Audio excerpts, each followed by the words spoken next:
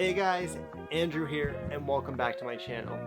So if you haven't heard enough from me already, basically if it's Canadian, I want to talk about that. Whether that's movies, whether that's TV shows, whether that's games, whether that's music, the whole shebang. And today, I'm gonna dig a little bit deeper into a show I've already talked about.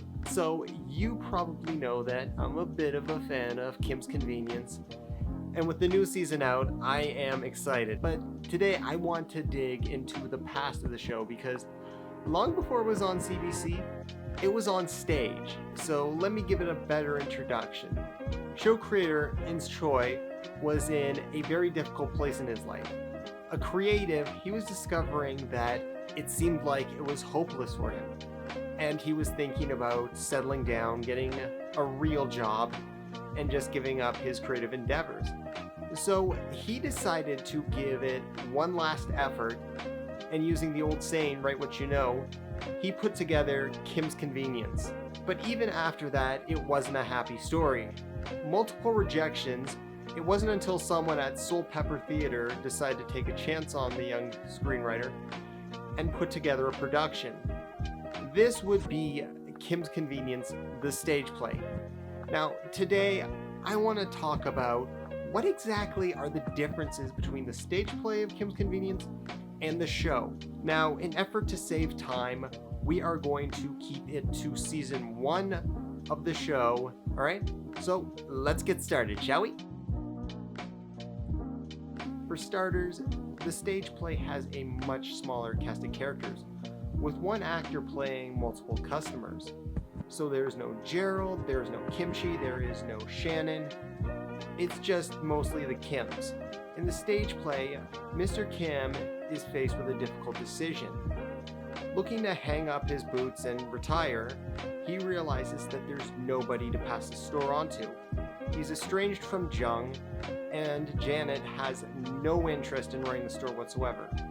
But his buddy Mr. Lee is making him a very generous offer. But that's not the point to him. For him, this is about keeping his legacy. It also comes with an issue of gentrification.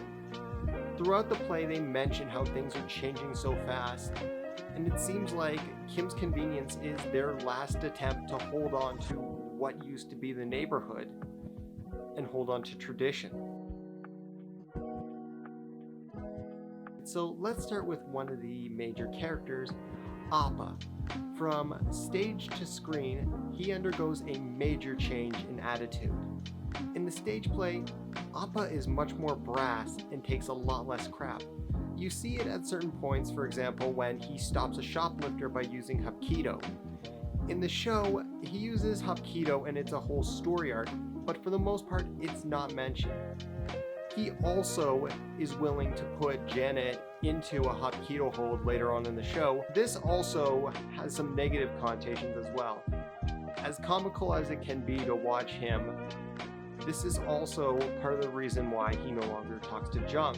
In the TV show, Jung ran away from the family after a joyride. But in the stage play, it's a little bit darker. At one point, Jung and Appa were having a very heated argument wherein which Jung compared Uma's treatment to that of a slave. Appa hits him so hard he ends up in the hospital for a few days before stealing some money and leaving the family.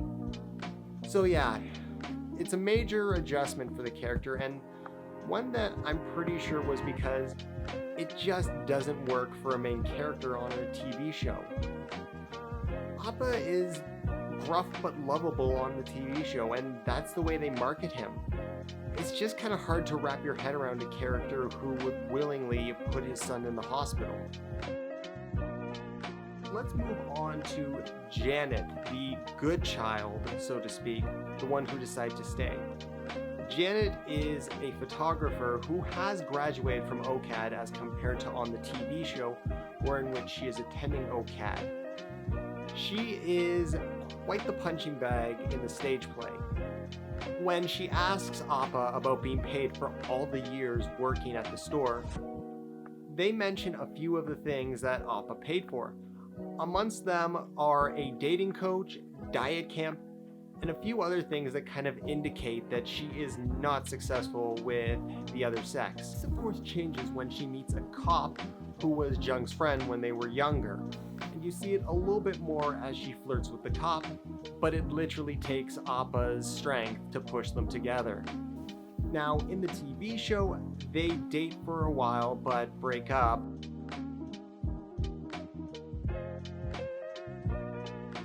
And now, moving on to Amma. Unfortunately, she doesn't get much of a role in the stage play as compared to the TV show.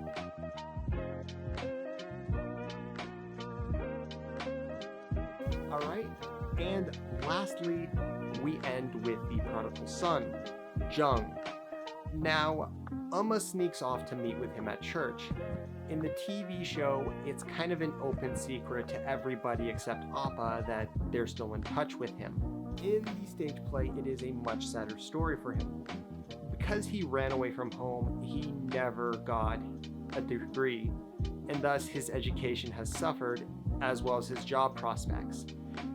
This means that the job he has at handy is basically the only thing he can have. He can't even afford the cars because he is that poor. He also has a wife in the stage play, whereas he's a confirmed bachelor in the show. And he does have one child. So yes, in the stage play, Jung is a father with a wife, not really a wife, but a woman that he does not get along with.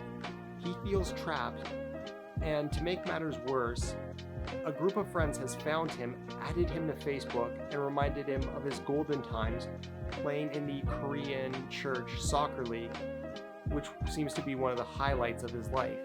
This pushes him to want to break out, to do something meaningful. Amma pushes him to go back to the store and to finally make up with his father, which he does, and even his father admits he always had high hopes for him. The stage play ends with Appa and Jung united, and Jung taking over the shop. I would strongly encourage you to check out the stage play for Kim's Convenience. It's a great read, and it shows the struggle that immigrant parents go through, as well as their children go trying to just be themselves while also win their parents' approval. And it's not an easy thing. Alright guys, so that's it for this episode. It's a little bit shorter, but I hope I gave you a bit of an education. I'm Andrew, and I'll see you later.